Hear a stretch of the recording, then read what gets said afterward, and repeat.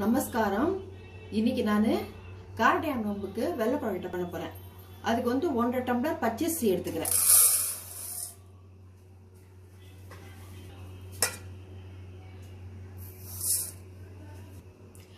இந்த அரிசியை நல்லா களைஞ்சிட்டு கொஞ்சம் தண்ணி இல்லாம ஒரு துணியை போட்டு ஃபேன் கீழே காய வைக்கணும்.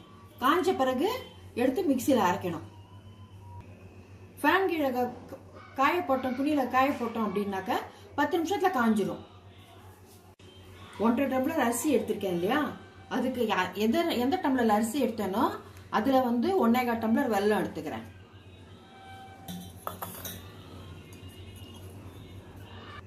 வெல்லம் 1.25 இருந்து 1.5 வரைக்கும் எடுத்துட்டு இருக்கேன். இதுல போட்டுடுறேன்.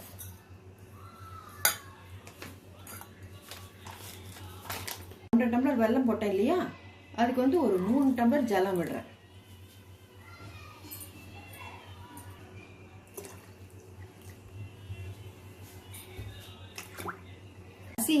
அரிசியை களைஞ்சிட்டு துணியில ஃபேன் கீழே உணர்த்தினேன்.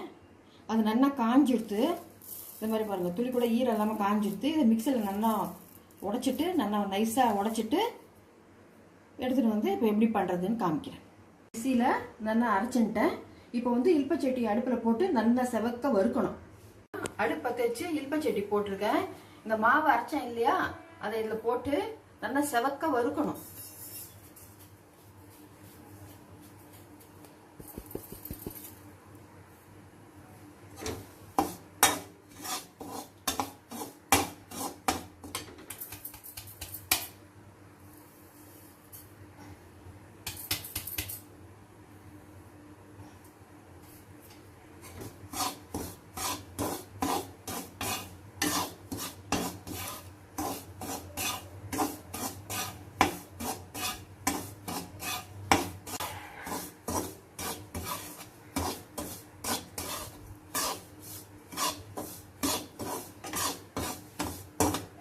நல்லா செவக்க வறுக்கணும். வறுத்த மாவு சேப்பா இருக்கு பார்த்தீங்களா. இப்போ அடுப்பில் வெல்லம் வச்சு கொதிச்ச பிறகு இந்த மாவு போட்டு கிண்டணும். வெல்லம் கரையணும்னு தண்ணியில போட்டு வச்சிருந்தேன். அந்த வெல்லம் இப்போ கரைஞ்சுடுத்து. அந்த தண்ணி இல்பச்சட்டியில போட்டிருக்கேன், ஊற்றிருக்கேன். அது கொதிக்கிறது. இது தேங்காய் போடுறேன்.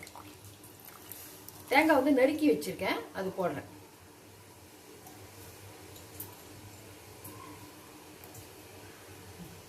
இது கொஞ்சம் லேசா கொதிச்ச உடனே இந்த மாவு அரைச்சி வச்சிருக்கேன்ல, அதை போட்டு கிண்டணும். இதுல இது கொதிக்கும் போது காராமணி போடணும். நான் காராமணி போடலை. நெய் ஒரு ஸ்பூன் போடுறேன், ஏன்னா ஒட்டாம இருக்கும்.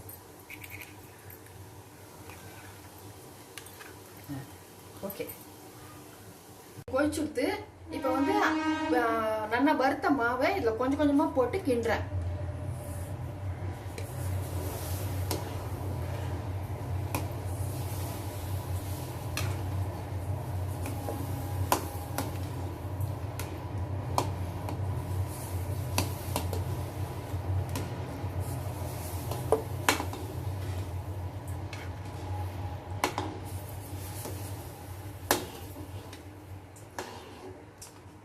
மாவு போடும்போது அடுப்பு சின்னதா வச்சுட்டு போடுங்க, அப்பதான் கட்டி தட்டாம இருக்கும். பொடி பண்ணி இப்போ இந்த மாவு ரெடி ஆயிடுது, அதுல போடுறேன் ஏலக்காய். வெள்ளை தண்ணியில மாவு போட்டேன் இல்லையா, இப்ப நல்லா கிண்டிட்டேன். இப்ப நல்லா கெட்டி ஆயிடுது. இப்ப இது அடுப்பு ஆஃப் பண்ணிட்டேன். அடுப்பு சின்னதா வச்சு பண்ணினேன், அடுப்பு ஆஃப் பண்ணிட்டேன். ரவுண்ட் ரவுண்டா தட்டி இட்லி தட்டில் வச்சு எடுக்கணும். இப்போ அதை அடுத்தது காமிக்கிறேன். சரி, ரவுண்ட் ரவுண்டா தட்டி வச்சு வேக வைக்கணும். இட்லி வேக வைக்கிற மாதிரி ஒரு 10 நிமிஷம் அடுப்பில் இருந்தா போதும்.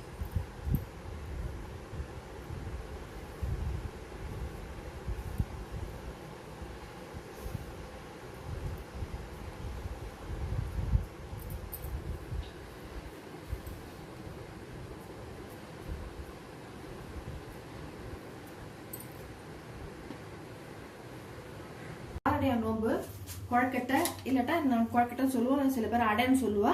ரெடி ஆயிடுத்து. எப்படி இருக்குன்னு பண்ணி பார்த்துட்டு சொல்லுங்க. மறக்காம சப்ஸ்கிரைப் பண்ணுங்க. தேங்க்யூ.